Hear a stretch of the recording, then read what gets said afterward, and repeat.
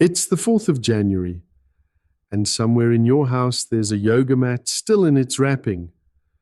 The gym membership went through on the 2nd. You meant it. You really did. On New Year's Eve, you felt something close to certainty. This year would be different. This time, you wanted it badly enough. And for 3 days, you were magnificent. You drank water. You went to bed early. You felt the clean, righteous burn of a person becoming someone better. Then, a Tuesday happened. A bad meeting, a missed train, a child up at 2 in the morning. By 8 that evening, you were on the sofa with a bowl of something beige, and the yoga mat watched you from across the room like a reproach. You didn't lack willpower that night. You ran out of it. That distinction is the whole game, and almost nobody is taught it. We're sold a story by motivational speakers, by half the self-help shelf, by our own guilty conscience. The story says change is a matter of wanting it more. Find your why, summon your discipline, push through. It's seductive because it flatters us. It says the power was inside you all along. But it's also, quietly, a cruelty. Because when willpower fails, and it will, the story leaves you with only one explanation. You weren't strong enough. The problem was you. I want to dismantle that, not with a pep talk, with mechanism. Because once you understand how behavior actually forms in the brain, you stop trying to outmuscle the system and start designing one that does the work for you. And real change isn't magic, it's mechanism. Let's name the belief precisely, because half its power is that it hides in plain sight. The myth is this: lasting change is primarily an act of will. That if you just decide hard enough and reapply that decision often enough, the new behavior eventually sticks. It feels true because occasionally it works. You white-knuckle through a difficult week and feel vindicated. But notice what you've actually proven. Not that willpower builds habits. That willpower can override behavior for a while. Those aren't the same thing. One is a sprint, the other is architecture. And here I have to be honest with you. For years, psychologists called this ego depletion. The idea that willpower is a literal depletable resource, like a muscle that tires. It's an elegant model, and it feels exactly right. But the science has got messier. Large replication efforts have struggled to reproduce the original effects cleanly, and researchers now argue about whether depletion is a fixed biological limit, a shift in motivation, or partly a belief that becomes self-fulfilling. The honest position is this: the phenomenon is real. Willpower clearly degrades under load, but the tidy fuel tank explanation is contested. You don't need the debate resolved to act on it. The practical truth survives intact. Relying on conscious willpower as your primary engine of change is a bet against your own neurology. It's finite, it's unreliable, and it's worst exactly when you need it most. Building a life on it is like building a house on a tide. So what do the people who change for good do instead? They stop relying on the part of the brain that gets tired. Here's the good news, and it's better than the myth ever promised. Your brain comes equipped with a system designed precisely to make behavior effortless and automatic. It's called habit, and it runs almost entirely without conscious will. Deep in the brain sit the basal ganglia, ancient structures that handle pattern, repetition, and automatic action. When you first learn to drive, the whole conscious apparatus is engaged. Mirror, signal, clutch, gear, all of it deliberate and exhausting. Repeat it enough and something remarkable happens. The behavior migrates, it moves out of the effortful, attention-hungry regions and into the basal ganglia, where it runs as a single, smooth, automatic routine. You arrive home with no memory of the drive. That's not absent-mindedness. That's a habit doing exactly what habits are for. The structure of a habit has a shape worth memorizing. Cue, routine, reward. The cue is the trigger, a time, a place, a feeling, the people around you. It tells the brain which program to run. The routine is the behavior itself. The reward is the payoff. the hit of relief or pleasure that tells the brain that was worth doing. And here's the piece most people miss. Between the cue and the routine, with repetition, a fourth element emerges: craving. The cue alone begins to produce a pull toward the reward before you've done anything at all. The phone buzzes and you feel the itch before you've decided to look. That craving is the engine of the loop. It's what makes a habit feel less like a choice and more like a current. Which brings us to dopamine, the most misunderstood molecule in popular psychology. You've been told it's the pleasure chemical. It isn't, not in the way you think. Dopamine is far more interesting than pleasure. It's a chemical of anticipation. In the lab, when a reward arrives unexpectedly, dopamine spikes.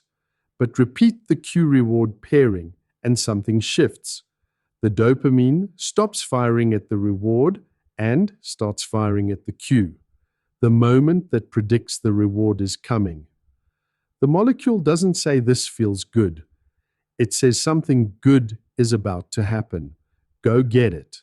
Sit with that, because it explains why bad habits grip you and good ones don't. The reason you reach for the biscuit, the cigarette, the scroll, it isn't that they're wonderful when you get them. Half the time they aren't. It's that the cue has been wired to a surge of anticipation, and that surge is a craving you'll act to relieve. The wanting and the liking have come apart. You can crave something you no longer even enjoy. Most stubborn bad habits live precisely in that gap.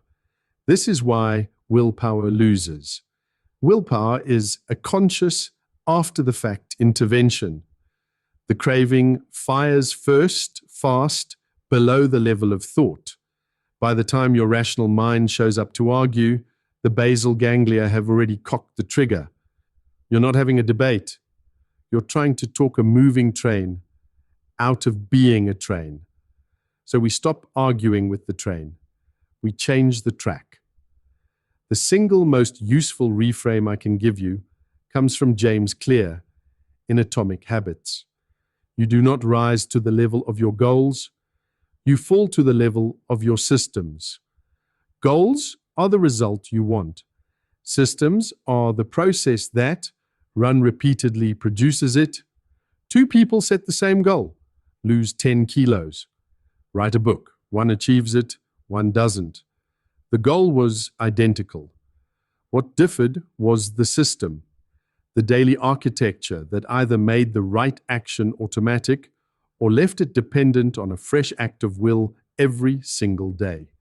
And goals have a quiet design flaw. They put the reward at the finish line, which means every day, before it is, emotionally, a day of not yet succeeding.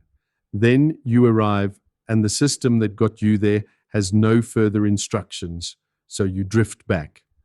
The goal was achieved, and the system was never built. Now, if willpower is the expensive engine, environment is the free one. We badly overrate our character and underrate our circumstances. The person who has such discipline with food very often just has a kitchen with no biscuits in it. The mechanism has a wonderfully unglamorous name: friction.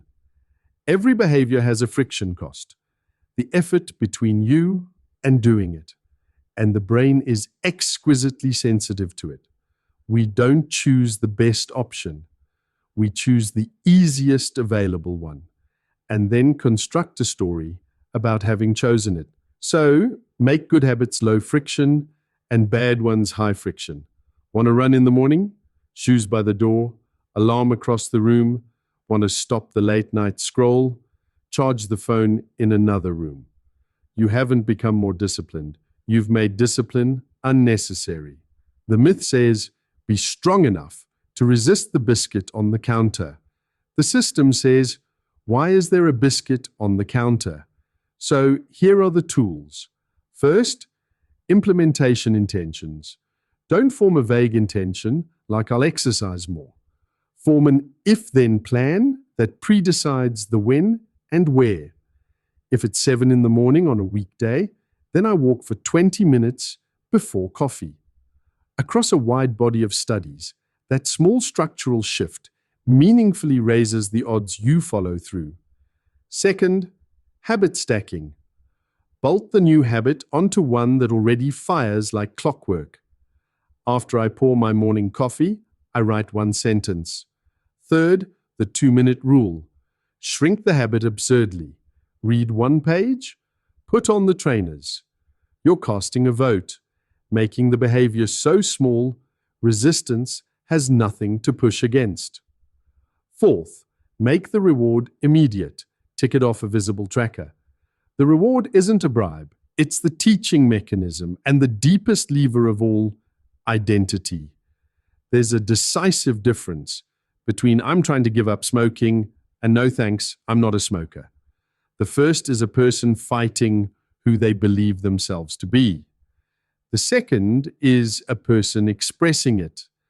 Every repetition is a small vote for the kind of person you're becoming. A goal is something you have. An identity is something you are. You can drift from a goal. You don't drift away from who you are. So don't close this and think about it.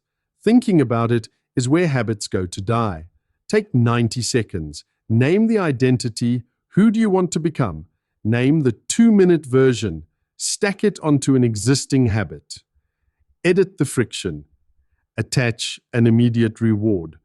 That's a system, not a wish. An actual piece of behavioral architecture that runs whether you feel like it or not. Run it for a week before you judge it. Habits are quiet at first, right up until the day the behavior runs without you. If you want a hand building this in, join the Rebuild, my newsletter, where I walk through this kind of mechanism, one practical idea at a time. The link's in the show notes. This episode was narrated by an AI clone of my own voice, trained on this show. Willpower was never going to carry you. It was never meant to. Build the system and let it do the lifting.